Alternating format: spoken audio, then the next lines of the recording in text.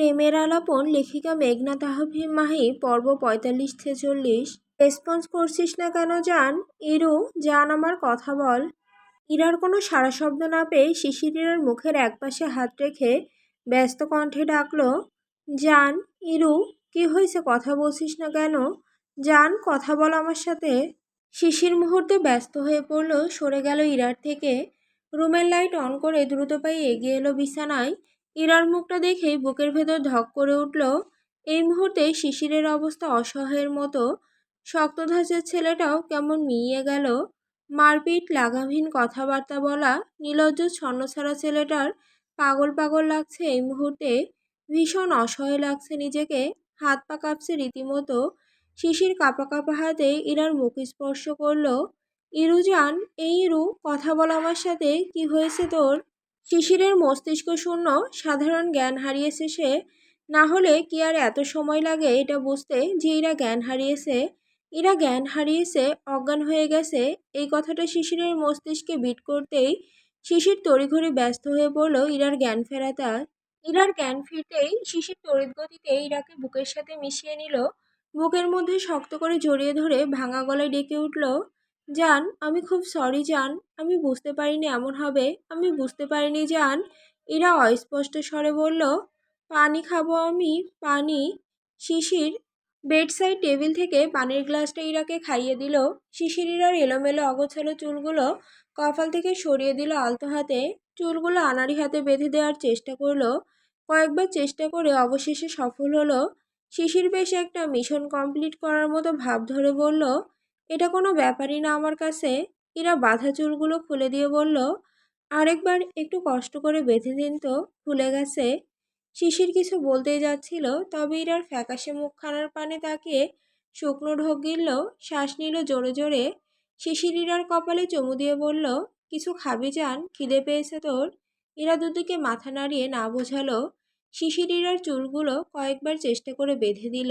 তারপর ইরাকে বুকের ভেতর টেনে নিয়ে শুয়ে পড়ল। ইরার মাথায় হাত বুলিয়ে দিতে লাগলো অনবরত। চারিদিকে তখন ফজরের আজান দিচ্ছে।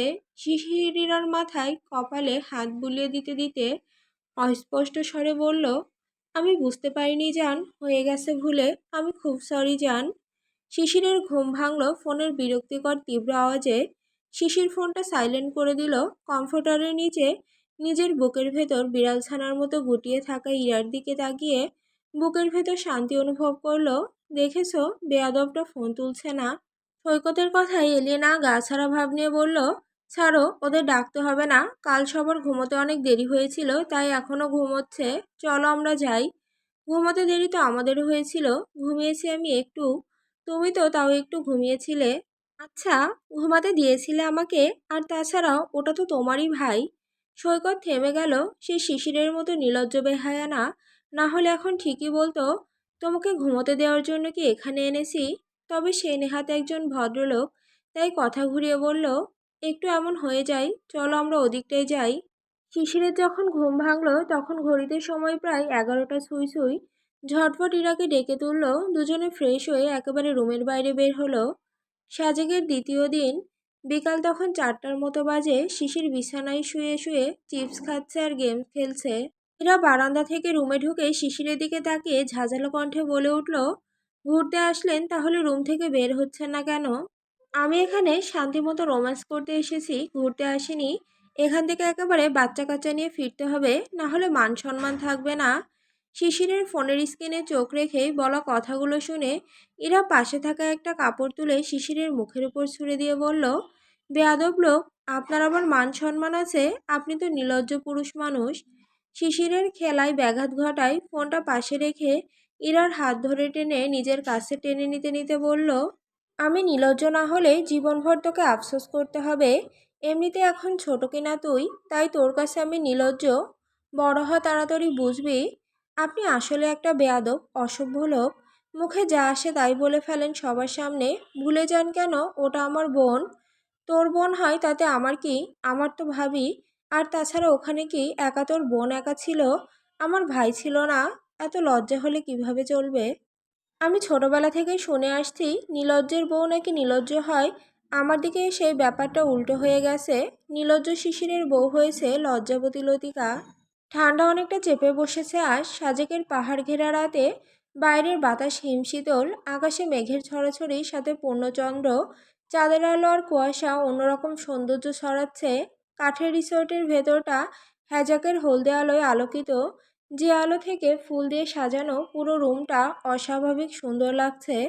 ফুলে ফুলে সজ্জিত বিছানার মাঝখানে কম্বলের নিচে ইরার ছোট্ট শরীরের ওপর শিশিরের শরীর।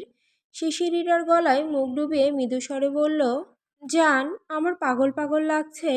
ইরা শিশিরের চুলের ভাঁজে হাত রাখলো, মৃদু স্বরে বলল, এত অশান্ত হচ্ছেন কেন? আমি আছি তো আপনার কাছেই। শিশির ইরাকে খানিক উঁচু করে ইরার শাড়ির আঁচল ধরে টান দিতেই বাধা পড়ল। ইরা আস্তে করে বলল, সেফটি পিন লাগানো আছে। শিশির ইরার দিকে তাকালো, এলোমেলো নেশাতুর দৃষ্টি তার। অধৈর্য অশান্ত কণ্ঠে বলল, এগুলোর কি দরকার ছিল জান? আমি খুলে দিচ্ছি এক্ষুনি। অদক্ষ হাতে ব্যস্ত ভঙ্গিতে সেফটি পিনগুলো একে একে খুলে একপাশে রেখে দিল। এরপর শাড়িটা টেনে খুলে ফ্লোরে ছুঁড়ে ফেলে দিল। সময় যত গড়াচ্ছে শিশির তত অধৈর্য হয়ে পড়ছে। ইরাকে বুকের সাথে জড়িয়ে ইরার ব্লাউজের ফিতেটা খুলে ফেলল। অস্পষ্ট স্বরে ডাকলো, জান, ইরু আমার জান, ভালোবাসি তোকে, খুব বেশি ভালোবাসি। আমিও। কি? ভালোবাসি আপনাকে, অনেক ভালোবাসি। আরেকবার বল, ভালোবাসি আপনাকে। এভাবে না, তুমি করে বল। পারবো না আমি। প্লিজ জান, অনুরোধ করছি, বল, বল, তোমাকে ভালোবাসি শিশির। এভাবে বল জান। শিশিরের আঙুলগুলো তখনও খেলা করে বেড়াচ্ছে ইরার পুরো পিঠ জুড়ে। ঠোঁট খুঁজে চলেছে অন্যরকম শান্তির খোঁজ। শিশিরের গভীর স্পর্শ আর ঠান্ডার কারণে ইরার শরীর অস্বাভাবিক কাঁপছে অনবরত। অথচ শিশিরের হেলদোল নেই। তবে ইরা শরীরের কম্পন টের পেতেই শিশির অস্পষ্ট স্বরে বলল, ঠান্ডা লাগছে জান। ইরা কিছু বলার আগেই শিশির কমফোর্টার টেনে নিল, নিজের কোলের উপর বসিয়ে নিল ইরাকে। পরপর কমফোর্টার দ্বারা পুরোপুরি ঢেকে দিল নিজেদের। বল জান, বল, আমাকে ভালোবাসিস। তো তো তোমাকে ভালোবাসি শিশির। শিশির ইরার মুখের দুপাশে হাত রেখে ইরার কপালে কপাল ঠেকে নাকের ডগায় নাক ঘষল। মুচকি হেসে নরম কণ্ঠে বলল, আমিও, আমিও তোমাকে খুব ভালোবাসি জান। আমার অস্তিত্ব তুমি, আমার প্রথম ভালো লাগা, ভালোবাসা তুমি। আর জীবনের প্রথম নারী তুমি, যাকে আমি প্রথম স্পর্শ করেছি, যার প্রথমবারের স্পর্শে আমার অন্তর কেঁপে উঠেছিল। আমার জান তুমি, আমার মনের রাজ্যের রানী তুমি, আমার সব তুমি। শিশির ইরাকে শুইয়ে দিয়ে ইরার বুকে মুখ গুজে মৃদুস্বরে গোঙালো, শান্তি জান। ইরা শিশিরের গভীর স্পর্শ আর ঠোঁটের স্পর্শে মুহূর্তে অনুভূতির রাজ্যে ঢলে পড়ল। শরীরের শক্তি হারিয়ে ফেলল। শিশিরের খোলা পিঠে হাত রাখল। হ্যাজাকের হলদে আলো, বেলি আর তাজা গোলাপের ঘ্রাণ আর ইরার আলতো স্পর্শ শিশিরের উন্মাদনা দ্বিগুণ বাড়িয়ে দিচ্ছে। প্রতিটি গভীর স্পর্শের মিশ্র অনুভূতিতে নাজুক ইরার তাল মেলাতে ব্যর্থ। শিশিরের স্পর্শ গভীর থেকে গভীরতর হচ্ছে। অধৈর্য অশান্ত হয়ে পড়ছে সে। শিশির এলোমেলো হাতে ইরার ব্লাউজের হুক খুলতে খুলতে অস্পষ্ট স্বরে বলল, কষ্ট হলেও সামনে নিবি আমাকে। আমি একটু ছাড় দিতে রাজি না আজ। এতদিনের দূরত্ব আর আমাকে কষ্ট দেওয়ার অপরাধে তোকে ভীষণ শাস্তি দেওয়া উচিত। ইরা শিশিরের কথা বুঝল না। শিশির তাকে শাস্তি দেবে না, জীবনেও না। তবে শিহরণ আর উন্মাদনার মাঝে শিশিরের কথা বুঝতে পারল না, ভুলে গেল সেদিন রাতের কথা। শিশির একটু একটু করে ইরার মাঝে পুরোপুরিভাবে হারিয়ে যেতে যেতে অস্পষ্ট স্বরে ডাকল, জান, ইরু আমার জান। সময় পেরোলো, শিশিরের উন্মাদনা দ্বিগুণ বাড়ল। ছোট্ট ইরা মিয়ে পড়ল শিশিরের শরীরের নিচে। হাঁসফাঁস অবস্থা ছোট্ট ইরার। ইরার কাঁপা কাঁপা হাতটা আলগোছে শিশিরের বুক স্পর্শ করলো। ইরা ভাঙা গলায় বলল, আপনি প্লিজ। শিশিরের পাগলামি বাড়তেই ইরা ঠোঁট ভেঙে কেঁদে উঠল। বাকি কথা বলতে পারল না। শিশির ইরার শুকনো ঠোঁটের উপর ঠোঁট রাখল। ছোট্ট একটা চুমু দিয়ে মুচকি হেসে বলল, ইরুজান, এই একটা সময় তোর কান্না দেখতে আমার ভালো লাগে। আমি উপভোগ করি। তোকে দেখতে আদরে লাগে, চকলেটের মতো। আপনি সেদিন বলেছিলেন আর এমন করবেন না। আপনি কথা রাখেননি আমার। তুই খুব নরম জান, খেয়ে ফেলতে ইচ্ছে করে তোকে। আমার দোষ নেই এতে। শীতের কুয়াশা ঘেরা সকাল, চারপাশ কুয়াশায় মাখামাখি। সকাল 6টার মতো বাজে তখন। সাজেকের অন্যতম বিলাসবহুল মেঘপুঞ্জি রিসর্টের কাঠ বাঁশ ও কাঁচ দিয়ে নির্মিত তারকা কটেজের বারান্দায় বসে আসে শিশির। গায়ে সাদা রঙের চাদর, আর তার সামনে চাদরের ভেতর গুটিসুটি মেরে বিড়াল ছানার মতো বসে থরথর করে কাঁপছে ইরা। শিশিরের শরীরের উষ্ণতা পেতে বারবার শিশিরের গা ঘেঁষে নড়ে চড়ে বসছে, যদিও দুজনার মাঝে ১০০ পরিমাণ দূরত্বও নেই। শিশির হাত বের করে ইরার ভেজা চুলগুলো এলোমেলো করে একপাশে সরিয়ে দিল। ইরার কাঁধে থুতনি রেখে চাদরের ভেতর হাত ঢুকিয়ে ইরার জামার নিচ দিয়ে ঠান্ডা হাতটা ইরার কোমর স্পর্শ করতেই ইরা কেঁপে কেঁপে বলল, ঠান্ডা, ঠান্ডা হাত সরান। শিশির হেসে পড়ল ফিক করে। ইরার কাঁধের কাছে জামার অংশ খানিক নামিয়ে সেখানে গাঢ় চুমু দিল পাগলের মতো। ঘুম ঘুম কণ্ঠে বলল, ঠান্ডা বলেই তো আগুনের দিকে হাত বাড়ালাম, যাতে হাতটা একটু গরম হয়। সব সময় এমন অসভ্যতামি করেন কেন?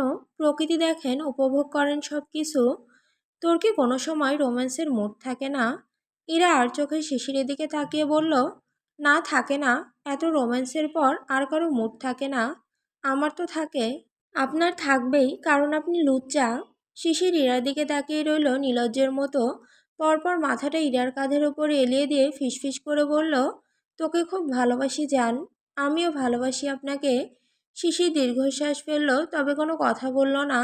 কতক্ষণ ওভাবে কাটলো, কারো মুখে কোনো কথা নেই। শিশির ইরার কাঁপতে থাকা শরীরটাকে নিজের বুকের সাথে মিশিয়ে রেখেছে, যেন ছেড়ে দিলেই হারিয়ে যাবে। ইরা শিশিরকে চুপ থাকতে দেখে হাত বাড়িয়ে শিশিরের মুখের একপাশে স্পর্শ করল। আদুরে ভঙ্গিতে বলল, কিছু বলছেন না কেন? কি বলবো?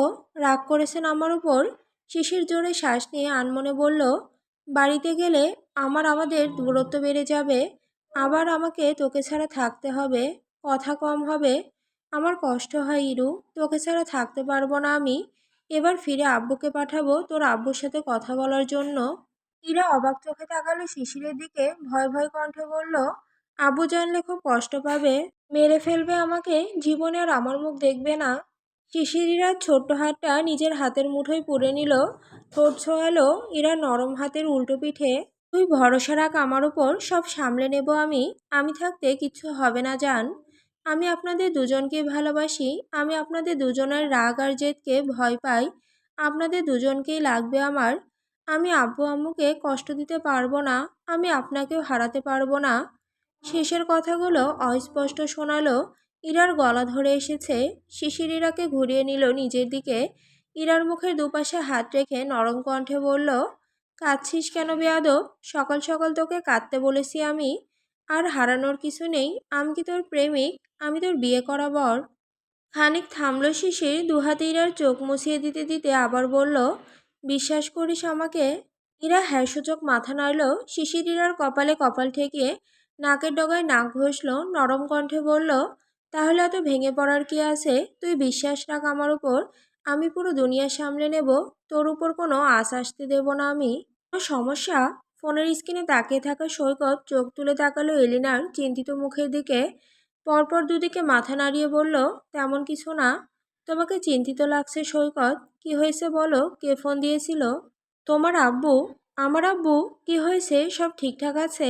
এলিনাকে চিন্তিত হতে দেখে সৈকত এলিনার হাত টেনে নিজের সামনে বসালো। বোঝানো সুরে বলল, এলিনা শান্ত হও, ঠিক আছে সব। তোমার বাবা বলেছে আমাদের আজ রাতেই ফিরে যেতে। কিন্তু কেন? ইরার জন্য। কিন্তু শিশির, তুমি গিয়ে ইরার কাছে থাকো আর শিশিরকে এখানে পাঠিয়ে দাও। সৈকতের কথা মতো এলিনা গিয়ে সৈকতের কাছে পাঠিয়ে দিয়েছে শিশিরকে। শিশির দরজা ঠেলে ভেতরে প্রবেশ করলো। বেশ হাসি খুশি মনে ঢুকলো। কি হয়েছে ভাইয়া? শিশির, আমাদের রাতে ফিরে যেতে হবে। ভর দুপুরে নেশা টেশা করছো নাকি?